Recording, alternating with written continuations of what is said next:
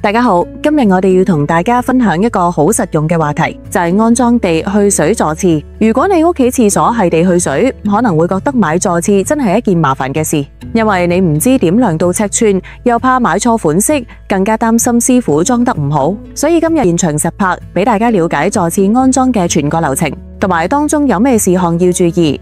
如果你嚟緊都要換座廁，呢一條片絕對適合你。首先要關閉水源。平時我哋要先閂咗個角閥，截斷水源。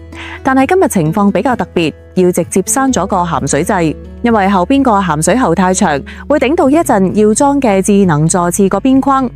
閂咗水後，師傅先用戒刀戒開座廁底部嘅封膠，等佢唔好黐實個地。清乾淨之後，慢慢搬開個座廁。今日呢個單位個舊座廁係自由嘴，有裝曲喉，所以就咁拉出嚟就得。如果係一般地去座廁，就要垂直向上將個廁所抽起，避免整爛個排污管。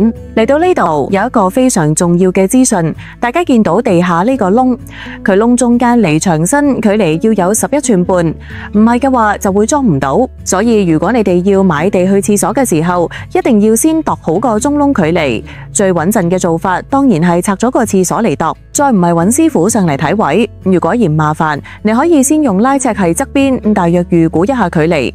好彩嘅話，有部分座廁後面會有開口俾你度到入邊有幾深。關於度尺嘅誤差可以好大，因為有座廁喺個窿上面嘅時候，即使度出嚟好似差唔多，難保個窿實際距離差好遠。度完位啱裝之後，會拆咗舊嗰個分體廁嘅水箱，倒晒所有水。當然要所有接駁喉都要全部拆晒。度過尺寸啱之後，要整走埋個曲喉。但係今日呢個單位由於要裝智能座廁，鹹淡水都要駁。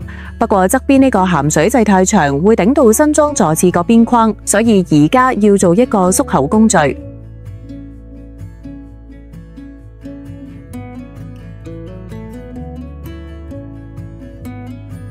完成之後，師傅會先開咗個淡水位同埋電位，等一陣裝廁所嘅時可以順便駁埋。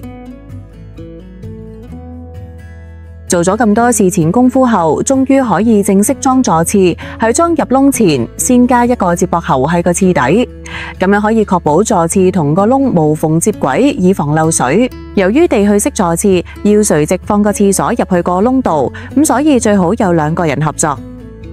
一個將座廁升起，漏個蠟俾個 partner， 確定個底喉係對準咗個窿。如果憑感覺嚟試，就有機會整歪廁底下個喉管。裝好之後就要試水，確保廁邊冇滲水。跟住就要駁埋水電。提醒大家要注意，如果打算安裝智能座廁，係座廁附近1米內要有淡鹹水同埋電位。如果唔係，就要另外拉線同埋駁喉，會有額外收費。睇完今次座廁嘅安裝，相信大家對安裝過程已經有咗更深入嘅了解。無論係拆舊廁所、安裝定係事後測試，每一步都需要小心處理。希望今次分享可以幫助到各位要換座廁嘅朋友，尤其係地去式嘅廁所，知道事前要準備啲咩，影好晒相，咁同師傅先容易夾。嚟緊我哋會做更多產品測試同產品介紹，希望大家記得俾個 like 同 subscribe 我哋嘅 A 加 Home Channel。如大家有任何關於潔具問題或者係建議，歡迎喺下面留言。我哋下次再見，拜拜。